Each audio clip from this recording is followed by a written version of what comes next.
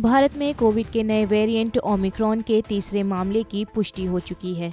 Omicron से प्रभावित देश जिम्बाब्वे से गुजरात लौटा व्यक्ति तीसरा संक्रमित मरीज बन गया है।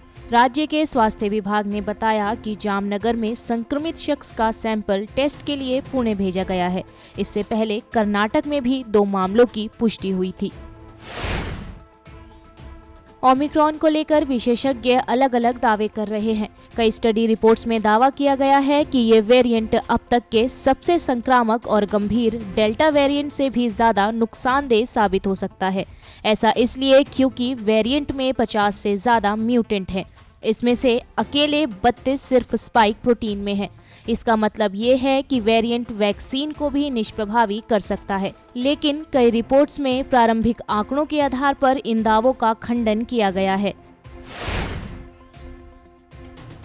विश्व स्वास्थ्य संगठन ने ओमिक्रॉन पर अपडेट देते हुए इसके पूरी दुनिया में फैलने की आशंका जताई है। संगठन ने नए वेरिएंट के 38 देशों में फैलने की पुष्टि की, जबकि 2 दिन पहले तक वेरिएंट 23 देशों में पाया जा चुका था। ट्यूनेशिया और भारत जैसे देश इनमें नए हैं। वहीं Botswana, Britain, America, France, Hong Kong और सऊदी अरब में भी मामले पाए गए हैं। मंगलवार तक दुनिया भर में ओमिक्रॉन के 375 केस पाए जा चुके हैं। हालांकि विश्व स्वास्थ्य संगठन ने कहा कि अब तक नए वेरिएंट के मरीज की मौत का कोई मामला सामने नहीं आया है। बीते हफ्ते ओमिक्रॉन की पुष्टि होने के बाद से यूरोप और दक्षिण अफ्रीका जैसे देश संक्रमण के बढ़े हुए मामलों से जूझ रहे हैं। इससे वैश्विक स्तर पर भी कोविड के आंकड़े बढ़ रहे हैं। वर्ल्डोमीटर के 3 दिसंबर के आंकड़ों के मुताबिक अब तक 26 करोड़ से ज्यादा लोग कोविड से संक्रमित हुए हैं, जबकि 52 लाख से ज्यादा मरीज मारे गए हैं। दक्षिण अफ्रीका में संक्रमित मामलों में इजाफा देखा जा रहा है। रोज औसतन करीब 7,000 मामले दर्ज हो रहे हैं, जो कि 8 जुलाई के बाद सबसे ज्यादा हैं।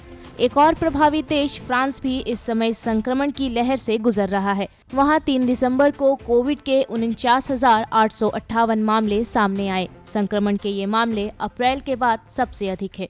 इंग्लैंड में भी कोविड संक्रमित मरीजों की संख्या में रोज इजाफा हो रहा है। वहां 10 नवंबर को संक्रमण के 31,541 केस दर्ज हुए।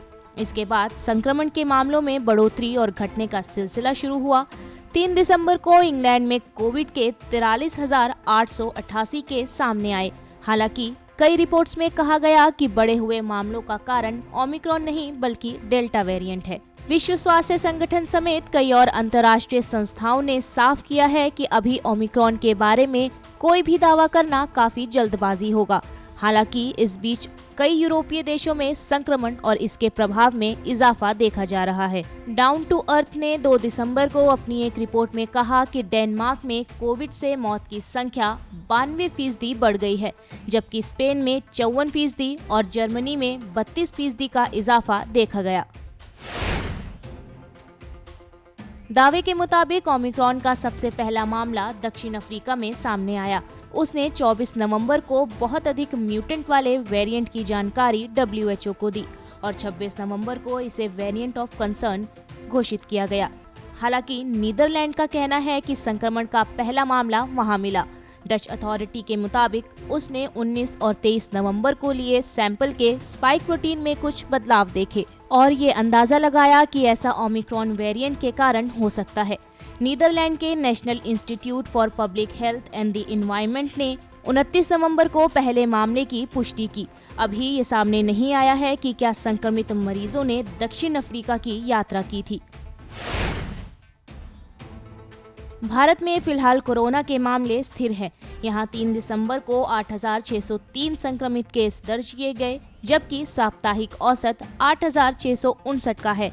हालांकि आलोचकों का कहना है कि भारत को संक्रमण की पहली और दूसरी लहर के दौरान की गई लापरवाहियों से सीख लेनी चाहिए। ऐसी भी आशंका जताई जा रही है कि वेरिएंट की रोकथाम में ढील दी गई तो ओमिक्रॉन भारत में तीसरी लहर का कारण बन सकता है। सरफरोशी मोमिन, गो न्यूज़।